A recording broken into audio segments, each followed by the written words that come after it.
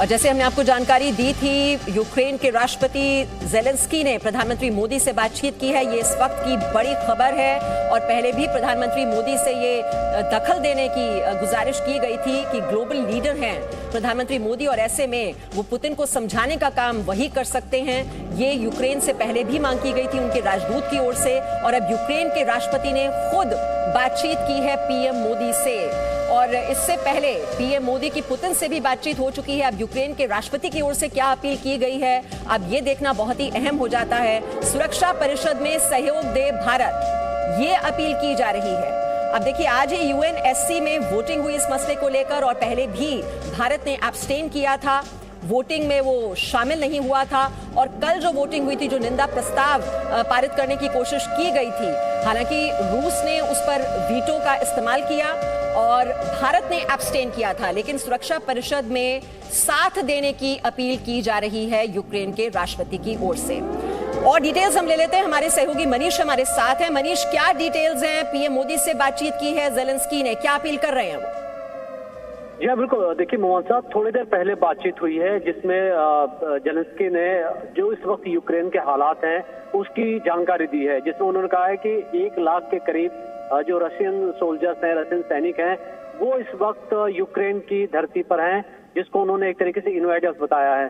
दूसरी जो बड़ी बात की है कि उन्होंने भारत से कहा है कि संयुक्त राष्ट्र संघ में वो उनका साथ दे, जो पॉलिटिकली एक तरीके से साथ में आए। और इसके साथ ही एक बात और भी बड़ी इंपॉर्टेंट लिखी है कि जो अग्रेसर है उसका साथ ना दे, तो रशिया को अग्रेसर उन्होंने बताया है। जाहिर तौर पर इस वक्त यूक्रेन के लिए बहुत मुश्किल का वक्त है, क्योंकि कीव जो उनकी सिटी है उसके बिल्कुल पास में, सिटी के बिल्कुल करीब के एरिया में रशियन सोल्जर्स पहुंच गए हैं और कुछ घंटों की फाइट बची हुई है। और अभी जो लेटेस्ट एक और डेवलपमेंट है कि रूस ने अपने सैनिकों से बोला है कि वो कुछ देर इंतजार करें, क्योंकि हो सकता है कि कल रशिया एक बड़ा डिसीजन ले। ये कह सकता है कि उसकी लड़ाई जो थी वो अब खत्म हो गई है, जो उनको टारगेट था उन्होंने अचीव कर लिया है। तो 24 घंटे काफी इंपॉर्टेंट होने वाले हैं। लेकिन यूक्रेन के राष्ट्रपति लगातार, भारत से पहले भी उन्होंने रिक्वेस्ट की थी और अब दोबारा उन्होंने रिक्वेस्ट की है कि जो पूरी ग्लोबल एक तरीके से दुनिया के कई देश रशिया के खिलाफ एक तरीके से गुटबंदी कर रहे हैं, तमाम तरीके के सैंक्शन लग रहे हैं, उसमें भारत का रोल वो बहुत इंपॉर्टेंट बता रहे हैं, क्योंकि भारत के रूस से भी काफी नजदीकियां हैं, यूएस से भी काफी नजदीकियां हैं। और यूक्रेन को लगता है कि भारत ऐसे वक्त में, क्योंकि दोनों देशों के बीच अच्छे संबंध है, तो एक इंपॉर्टेंट रोल अदा कर सकता है। तो अब ये देखने की बात यह है कि भारत के प्रधानमंत्री की तरफ से यूक्रेन को क्या एश्योरेंस दिए गए हैं, क्योंकि अभी तक ये जानकारी यूक्रेन के राष्ट्रपति ने दी है। अब देखना होगा कि किस तरीके से भारत आगे का स्टैंड लेता है। लेकिन जो हमारे पास जानकारी यही है कि भारत इस मामले में अपना एक देखा जाए तो वो यही चाहेगा कि बातचीत के जरिए इस पूरे मसले का हल निकले। भारत किसी की तरफ साइड नहीं लेना चाहता, जो अब तक हम डिप्लोमेसी इंडिया की देख रहे हैं। जी, बहुत बहुत शुक्रिया डिटेल्स देने के लिए। मनीष शुक्ला हमें जानकारी दे रहे थे। इस पर जल्दी से कमेंट आप दोनों का मैं चाहूंगी। Retired group captain UK Devnath हमारे साथ हैं और आरती टिक्कू लगातार हमारे साथ जुड़ी हुई हैं। आरती टिक्कू, आपसे शुरुआत। अब ये क्या ये ट्रिकी सिचुएशन है भारत के लिए? देखिए, भारत एक शायद वाहिद मुल्क होगा पूरे दुनिया में जो रशिया पुतिन के साथ भी बात कर सकते हैं और जो अमेरिका नेटो फोर्सेस के साथ भी बात कर सकते हैं। तो इंडिया एक बहुत ही इम्पॉर्टेंट पोजीशन में है। एक मोदी जी का अपना एक जो उनका अंडरस्टैंडिंग है, रिलेशनशिप है पुतिन के साथ और साथ में ही बाइडेन के साथ, तो वो मैं मानती हूँ कि एक इम्पॉर्टेंट एलिमेंट है इस सारे उलझन में। अगर इसमें इंडिया सफल हो जाता है यूक्रेन और रशिया के बीच में एक समझौता कराने में, तो ऑब्वियसली इंडिया का जो इम्पोर्टेंस है स्ट्रेटेजिक वर्ल्ड में और बढ़ जाएगा। लेकिन मुझे ये भी लगता है साथ में कि फाइनली जेलेंस्की को ये समझ आया कि डिप्लोमेसी जरूरी है, तभी मुझे लगता है उन्होंने प्राइम मिनिस्टर मोदी को फोन करके उनसे बात की है। और मैं जहां तक समझ है, मुझे ये लग रहा है कि उन्होंने प्राइम मिनिस्टर मोदी को कहा होगा कि वो पुतिन को, प्रेसिडेंट पुतिन को किसी तरीके से समझाए और इस जंग का एंड करवाए यूक्रेन में। जी, सुरक्षा परिषद में सहयोग दे भारत, जेलेंस्की अपील कर रहे हैं। त्रिपाठी जी, देखिए, मैं नहीं मानता कि भारत ऐसा कुछ करेगा, क्योंकि हमारी टाइम टेस्टेड पॉलिसी रही है कि जब भी कहीं भी युद्ध है या युद्ध की आशंका होती, तनाव होता है दोनों पक्षों के बीच में, तो हम किसी एक पक्ष की ओर या एक पक्ष को सहयोग नहीं देते हैं। यही हमने पुतिन से भी कहा और इसीलिए हमने एब्सटेन किया और इसीलिए अमेरिका दोनों बार थोड़ा नाराज़ हो गया। लेकिन अमेरिका को ये पता है कि हमारी ये टाइम टेस्टेड पॉलिसी रही है और जैसा कि मैं पहले भी आपके चैनल पे कह चुका हूँ कि अगर हम दोनों में से किसी पक्ष का सहयोग देंगे या अगर हम दोनों के बीच में मध्यस्थता करने की कोशिश करेंगे तो हमारा ये काम हमारे सीधे कश्मीर पॉलिसी के खिलाफ जाएगा, जहाँ ट्रंप के और कई लोगों के बार बार कहने के बावजूद कि हम कश्मीर के मामले में भारत पाकिस्तान के बीच मध्यस्थता करना चाहते हैं, हमने साफ मना कर दिया था। और वो भी देखिए, वो भी ऐसा है कि मध्यस्थता तभी आप कर सकते हैं जबकि दोनों पक्ष ये मानते हों। अगर खाली जेलेंस्की चाह रहे हैं तो हम जाके पुतिन से नहीं कह सकते कि हम मध्यस्थता करने आए हैं, आप हमें मध्यस्थता करने दीजिए, ये नहीं हो सकता। तो इसलिए मध्यस्थता का तो अभी कोई सवाल ही नहीं, क्योंकि दोनों पक्ष मान नहीं रहे हैं। तो हाँ, हम ये कर सकते हैं कि बिहाइंड द कर्टन जो है हम सेकेंड टायर 2 डिप्लोमेसी के थ्रू दोनों जगह बात कर सकते हैं, मेरे ख्याल से की भी जा रही है। जी, और इस बीच और भी हमें जानकारी मिल रही है। एक तो वो अपील कर रहे हैं कि सुरक्षा परिषद में भारत सहयोग दे, और दूसरी बात रूस ने भारत की तारीफ की है, ये भी जानकारी मिल रही है। ये भी बहुत अहम हो जाता है कि ज़ेलेंस्की एक और अपील कर रहे हैं कि सुरक्षा परिषद में आप हमारा सहयोग कीजिए, और वहीं रूस ने भारत के कदम की तारीफ की है। ये एक बहुत ही बैलेंसिंग एक्ट की इसमें जरूरत पड़ेगी। Retired group captain UK Devnath जो मीडिएटर की बात कर रहे हैं, त्रिपाठी जी, मीडिएटर के रोल में क्या आना चाहिए ऐसे में? जी हाँ, मैं एम्बेसडर से पूरी तरह से सहमति में हूँ। देखिए, प्रेसिडेंट ज़ेलेंस्की पिछले काफ़ी समय से प्रेसिडेंट पुतिन से बात करने की कोशिश कर रहे थे और प्रेसिडेंट पुतिन उनका टेलीफोन तक नहीं उठा रहे थे। अब आज सुबह यूएन सिक्योरिटी काउंसिल में जो वोटिंग हुई उसमें रूस के विरुद्ध जो प्रस्ताव था वो रूस के वीटो से ही गिर गया, लेकिन बहुत जल्दी ही ये प्रस्ताव यूएनजीए यानी यूनाइटेड नेशंस की जो जनरल असेंबली है उसमें उठेगा। यूएनजी में रूस का जो वीटो लगाने की जो सुविधा है वो नहीं है। अब प्रेसिडेंट ज़ेलेंस्की ने प्रधानमंत्री मोदी जी से क्यों बात की?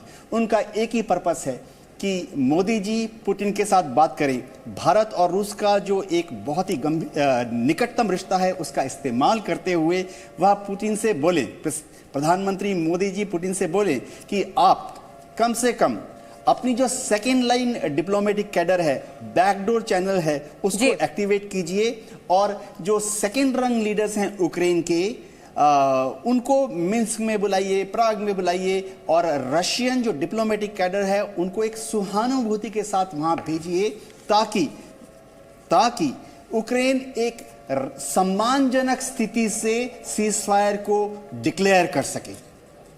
जी त्रिपाठी जी, आप इसमें ऐड करना चाह रहे थे? ये कहना चाहता कि लेकिन क्या भूमिका हो सकती है? अगर मीडिएटर की नहीं तो क्या भूमिका? मीडिएटर की नहीं, हाँ ये वो कह सकते हैं कि भाई आप बात करें सीधे आपसे। अगर वो कह रहे हैं कि बात करेंगे, ज़ेलेंस्की कह रहे हैं कि बात करना चाहते हैं तो आप बात करें।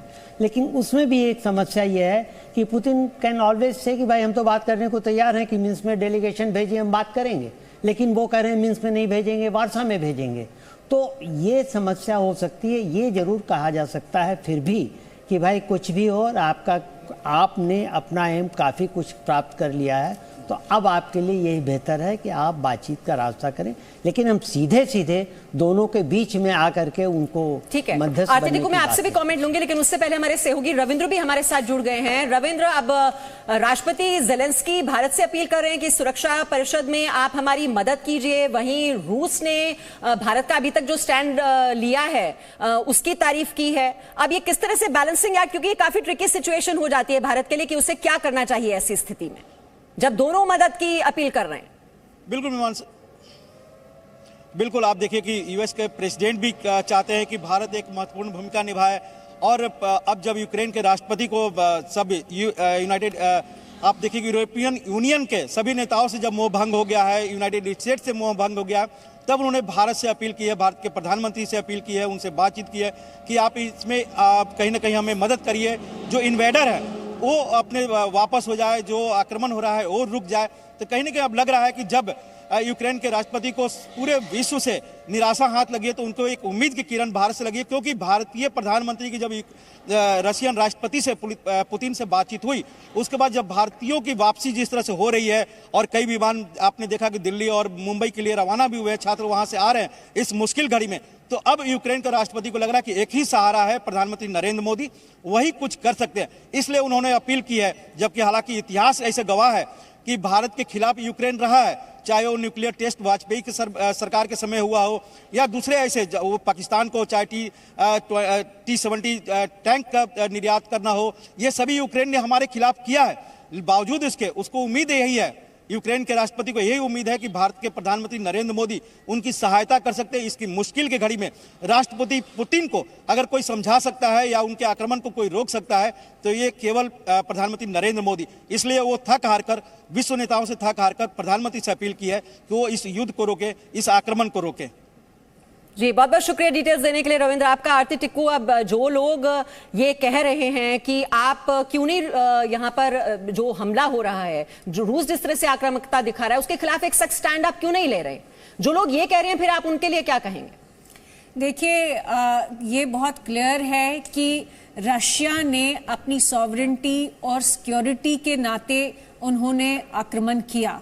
ये किसी भी कंट्री का एक इनहेरेंट राइट है कि वो अपनी सॉवरेंटी और सिक्योरिटी के लिए लड़े।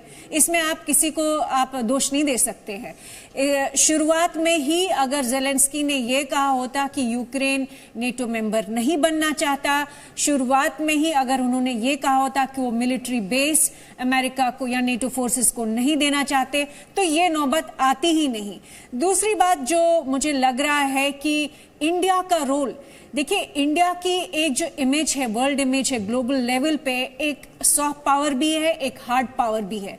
और इंडिया का जो हिस्टोरिक टाइज रशिया के साथ है और at the same time strategic ties America के साथ है, नेटो कंट्रीज के साथ है, तो एक बहुत ही अच्छी पोजीशन में इंडिया है। और दोनों जो अभी वॉरिंग फैक्शंस है इनको टेबल पे कम से कम ला सकते हैं।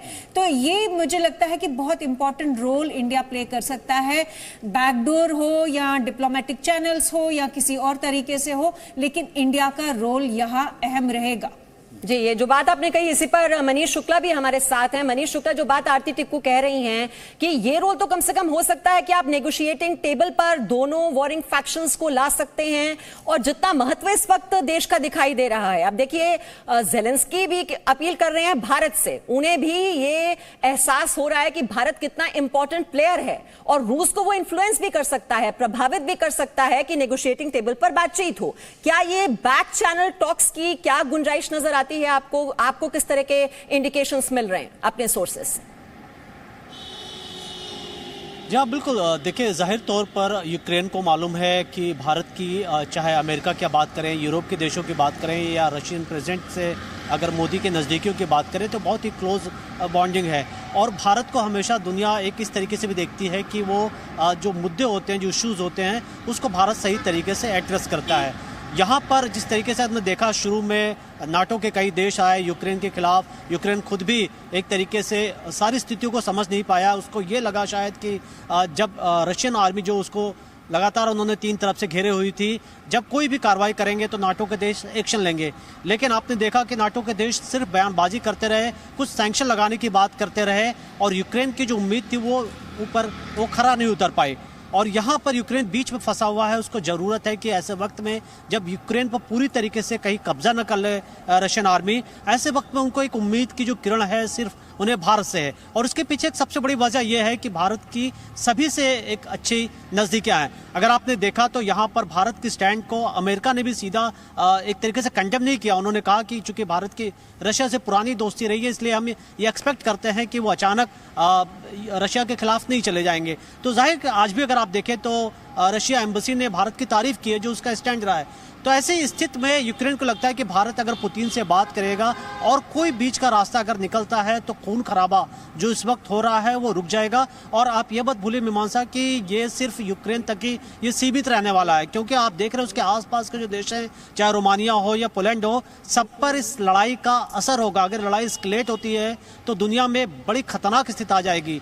इसलिए जाहिर तौर पर भारत एक जो विश्व गुरु के तौर पर जिस तरीके से पिछले कुछ सालों में उभरा है, जाहिर अपना इन्फ्लुएंस इस्तेमाल करना चाहिए और भारत कर भी रहा होगा। हो सकता है बैकडोर चैनल से बात हो रही होगी, क्योंकि देखिए चाइना उस पोजीशन पे है जहां चाइना की बात अमेरिका नहीं सुनेगा, रसिया की बात अमेरिका नहीं सुनेगा क्योंकि संबंध बहुत खराब हैं, यूरोप की बातों को रसिया नहीं उतना गंभीरता से लेगा, लेकिन सिर्फ भारत ही है। और पिछले कुछ दिनों में अगर आप बात करें, देखिए डिप्लोमेसी में अगर कोई चीज़ आपने हमारे खिलाफ पहले की है तो डिप्लोमेसी हर वक्त चेंज होती है। आप ये नहीं कह सकते कि आप चूंकि हमारे खिलाफ पहले थे तो आज भी हमारे खिलाफ रहे, ऐसा नहीं होता। ये 2+2 नहीं होता, कई बार समीकरण आपके चेंज होते रहते हैं। तो जाहिर तौर पर भारत इसको नए सिरे से देख रहा होगा, क्योंकि भारत हमेशा ही नए मित्र की तलाश में रहता है। और जाहिर तौर पर अब ये देखना होगा किस तरीके से इंडियन गवर्नमेंट अपना रोल निभाती है इस पूरे मामले में। जी, इंडिया का रोल बहुत ही इंपॉर्टेंट हो जाता है। त्रिपाठी जी, जिस तरह से फ्रांस के राष्ट्रपति कह रहे हैं मैक्रोन कि ये तो लंबा चलेगा, युद्ध यहीं पर समाप्त नहीं होने वाला, तो भारत क्या चाहेगा? क्या वो चाहेगा कि ये युद्ध लंबा खिंचे? अगर ये युद्ध लंबा खिंचता है तो इसका असर तो भारत पर भी पड़ेगा। हाँ, इन्फ्लेशन आएगी और जो चीजों पर असर पड़ेगा। भारत ये कतई नहीं चाहेगा कि युद्ध लंबा खींचे, क्योंकि उसके आर्थिक स्थिति पर बहुत असर पड़ेगा, क्योंकि तेल के दाम वैसे ही पिछले एक महीने में 81 से $96 पर बैरल तक हो चुके हैं और अभी बढ़ते चले जा रहे हैं, तो जिसका कि सीधा असर भारत पे पड़ेगा। तो मेरे ख्याल से भारत को इसमें ये करना चाहिए ज़्यादा से ज़्यादा कि उनको ये बैकडोर डिप्लोमेसी से भी टायर 2 डिप्लोमेसी से उनको यही सुझाना चाहिए कि दोनों देश आपस में बातचीत करें। और बातचीत करने के लिए चूँकि अभी वेन्यू का भी नहीं निर्णय हो पाया, सहमति हो पाई है, तो शायद ये कहें कि कोई न्यूट्रल वेन्यू, जिसके लिए स्विट्जरलैंड सबसे अच्छा है, क्योंकि स्विट्जरलैंड में पिछले 200 साल से यही होता आ रहा है, वार्तालाप और संधियाँ ही होती आ रही हैं। तो स्विट्जरलैंड न्यूट्रल है, तो स्विट्जरलैंड का नाम प्रस्तावित किया जा सकता है। लेकिन इसके बाद तो उन्हीं दोनों वारिंग कंट्रीज़ पे है कि जो ये निश्चित करें कि हाँ हम वार्ता करेंगे। और इसके पहले भारत को अमेरिका को भी कॉन्फिडेंस में लेना होगा। जी, और आपको याद होगा आरती टिक्कू, जब ये सवाल उनसे पूछा गया था जो बाइडेन से कि इंडिया क्या आपके साथ है, तब तो उन्होंने गोलमोल जवाब दे दिया था, लेकिन ये सवाल तो अब सामने आएगा। बिल्कुल, देखिए इंडिया का लेकिन बहुत क्रिस्टल क्लियर स्टैंड है कि इंडिया ने हमेशा हिस्टोरिकली स्ट्रेटेजिक इंडिपेंडेंस अप्लाई की है और स्ट्रेटेजिक इंडिपेंडेंस चाहते हैं। इसी वजह से मुझे नहीं लगता है कि नेटो कंट्रीज या रशिया एक्सपेक्ट नहीं करते थे कि जो इंडिया ने स्टैंड लिया, जो कि एब्सटेन किया वोट से, तो ये नेटो कंट्रीज भी आज की डेट में मानती है और रशिया भी मानता है कि इंडिया एक बहुत बड़ा मार्केट है, इंडिया एक डेमोक्रेसी है, इंडिया की सॉफ्ट पावर जो है पूरी दुनिया में है। तो इंडिया का जो रोल है एज अ मीडिएटर, इंडिया की ओवरऑल फिलॉसफी, इंडिया का ओवरऑल आउटलुक, आपको याद होगा प्राइम मिनिस्टर मोदी ने जब यूनाइटेड नेशंस में हाल ही में अपनी स्पीच दी तो उन्होंने एक इंक्लूसिव वर्ल्ड की बात की, उन्होंने पूरी दुनिया में शांति की बात की, पीस, उनकी पूरी स्पीच का थीम जो था पीस था।